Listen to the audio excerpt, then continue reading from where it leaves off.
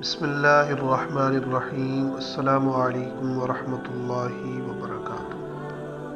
محترم ناظرین کرام، آج ہم بتانے جا رہے ہیں کہ اللہ پر توکل کرنے کا ایسا واقعہ جس سے ہمارے لیے بہت بڑا سبق ملتا ہے۔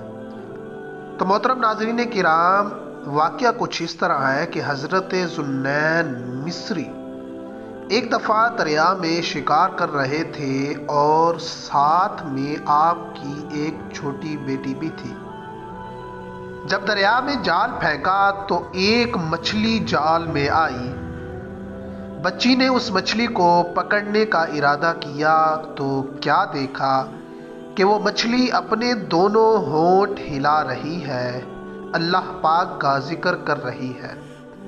تو بچی نے اسے دریا میں پھینک دیا۔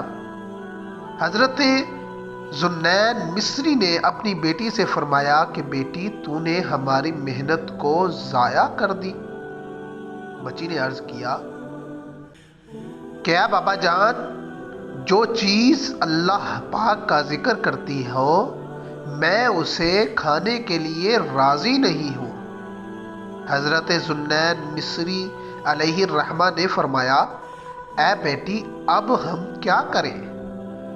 بچی نے کہا کہ ہم اللہ پاک پر توکل کریں گے اور وہ ہمیں ایسی مخلوق سے رزق دے گا جو اللہ پاک کا ذکر نہیں کرتی۔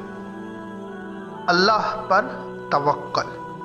چنانچہ آپ رحمت اللہ علیہ نے شکار چھوڑ دیا اور دونوں باپ بیٹی دریا کے کنارے شام تک اللہ پاک پر توکل کر کے ٹھہرے رہے۔ شام تک ان کے پاس کوئی چیز نہ آئی۔ جب عشاء کا وقت ہوا تو ان دونوں پر اللہ تبارک و تعالی نے آسمان سے ایک دسترخوان اتارا۔ اس میں طرح طرح کے کھانے تھے اور یہ 12 سال تک ہر رات کو نازل ہوتا رہا۔ حضرت ذوالنون مصری رحمت اللہ علیہ نے گمان کیا کہ یہ دسترخوان میری عبادت، نماز، روزہ اور فرما برداری کی وجہ سے نازل ہوتا ہے۔ جب آپ کی بیٹی فوت ہو گئی تو وہ دسترخوان نازل ہونا بند ہو گیا۔ تب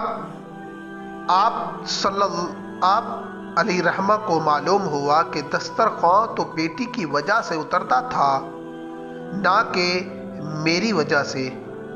پھر آپ نے اپنے گمان سے رجوع کی، وَمَن يَتَوَکَّلْ عَلَى اللَّهِ فَهُوَ حَسْبُهُ إِنَّ اللَّهَ بَالِغُ أَمْرِهِ۔ ترجمہ کنز الایمان۔